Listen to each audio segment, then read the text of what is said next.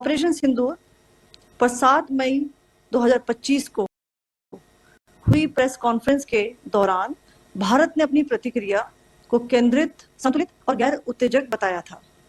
यह विशेष रूप से स्पष्ट किया गया था कि पाकिस्तानी सैन्य ठिकानों को निशाना नहीं बनाया गया। साथ ही दोहराया गया कि भारत में किसी भी सैन्य लक्ष्य पर हमले का उचित जवाब दिया जाएगा। 7 से 8 मई 2025 की रात को पाकिस्तान ने उत्तरी और पश्चिमी भारत में स्थित कई सैन्य ठिकानों को, जैसे कि अवंतीपुरा, श्रीनगर, जम्मू, पठानकोट, अमृतसर, कपूरथला, जालंधर, लुधियाना, आदमपुर, भटिंडा, चंडीगढ़, नाल, फलौदी, उत्तरलाई और भुज पर ड्रोन और मिसाइलों से हमला करने का प्रयास किया। इन हमलों को इंटीग्रेटेड काउंटर यूएस ग्रिड और वायु रक्षा प्रणालियों द्वारा निष्क्रिय कर दिया गया। इन हमलों का मलबा कई स्थानों से बरामद हुआ, जो कि पाकिस्तानी हमलों का प्रमाण है। On the night of 7th May 2025, Pakistan attempted to engage a number of military targets in northern and western India using drones and missiles. These places included Avantipura, Srinagar, Jammu, Pathankot, Amritsar, Kapurthala, Nal, Jalandhar, Ludhiana, Adampur, Bhatinda, Chandigarh, Falodi, Uttarlai, and Bhuj.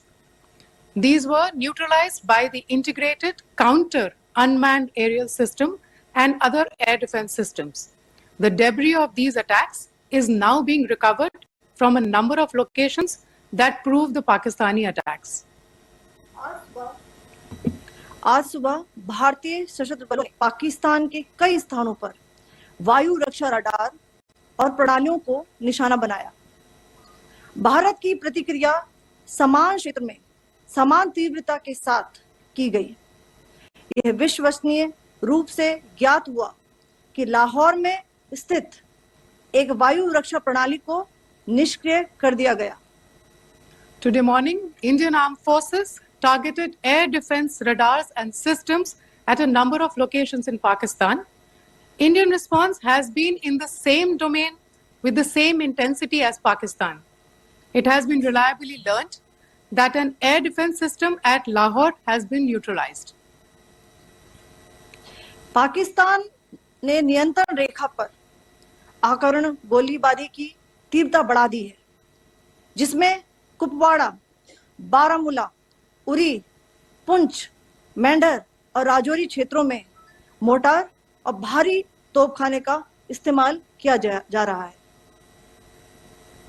Pakistan has increased the intensity of its unprovoked firing across the line of control using mortar and heavy calibre artilleries in areas in Kupwara, Baramulla, Uri, Poonch, Mendhar and Rajouri sectors in Jammu and Kashmir. 16 innocent lives have been lost, including 3 women and 5 children, due to the Pakistani firing. Here too, India was compelled to respond to bring mortar and artillery fire from Pakistan to a halt. Indian Armed Forces reiterate their commitment to non-escalation, provided it is respected by the Pakistan military. Jai Hind.